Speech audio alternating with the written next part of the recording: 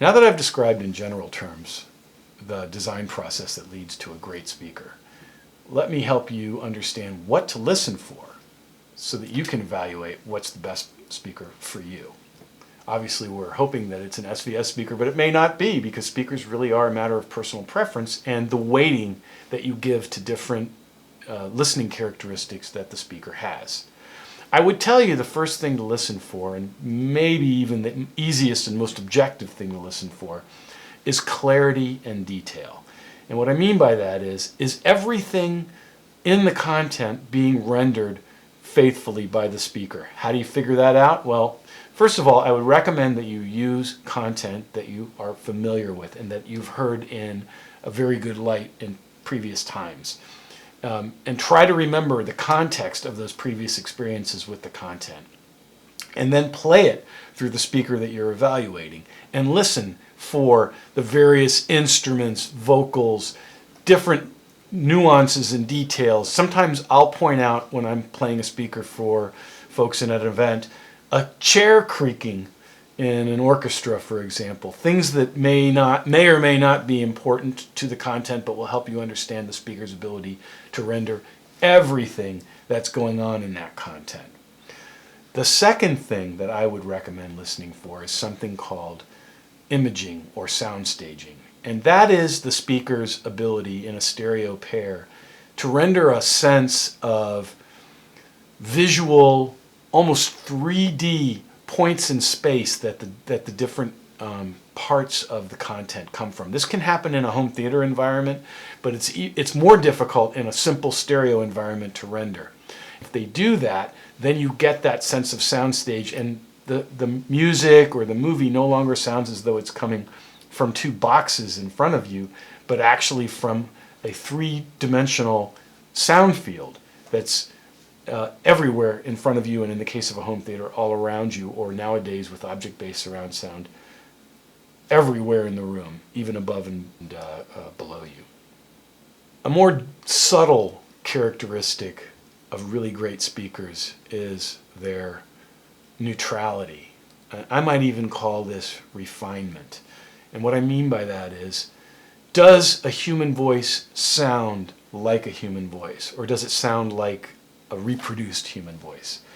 Does an instrument, a trumpet or a violin or an electric guitar or bass, acoustic bass especially is difficult, does it sound like that exact instrument in real life? If it does, the speaker is rendering it with neutrality, with a certain refinement. And that refinement is so important to making one feel like one is right there with that live experience, hearing it as the artist or the director or the producer intended. So listen for that crispness, that detail that typically lies in the higher frequencies, and make sure that it's being rendered in a believable, convincing way. Listen for a level of low frequency response that makes you have that sense of place and impact that is part of the fun of listening to a great music or movie experience. But don't pay short shrift to the mid-range. Mid-range is where probably 80% of all content, especially music, occurs. Yet it's the part that we sort of take for granted unless we listen for it. Human voice mostly occurs in mid-range.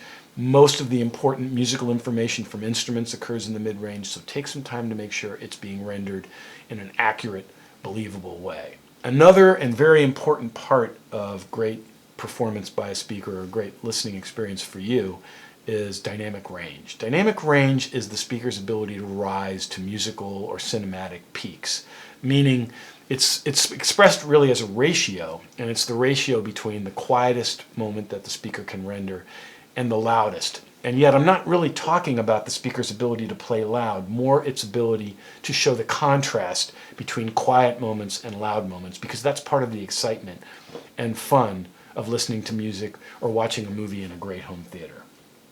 So those are really the important characteristics that I would look for in evaluating a speaker, and you're going to find that if you pay attention to all those characteristics, you won't make a mistake. Yet there is probably no single right answer.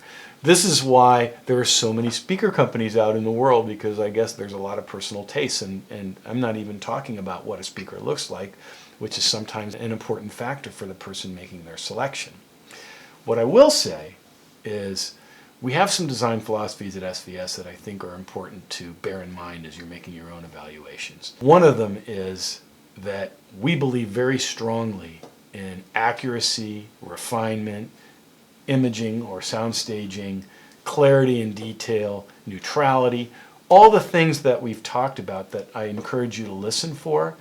But we don't want you to have to sacrifice, like many audiophile speaker companies do, wide dynamic range, that excitement, and low frequency extension, good bass, in order to have that. You can have accuracy, you can have refinement, you can have imaging and detail, and you don't have to sacrifice the fun of wide dynamic range and low frequency extension. So don't be afraid to listen for those things. Sometimes I see audiophile speaker companies that sort of insist that you need to sacrifice one in order to get the other. And then sometimes we see the other side of the spectrum. We see speakers that have, lots of excitement, brassy sound, wide dynamic range, a lot of bass, but they're not accurate, and so therefore they're not musical and they're not convincing. We want you to have your cake and eat it too. And I guess really the final piece in the puzzle is look for speakers that surprise and delight you when price is taken into consideration, because I think that's important.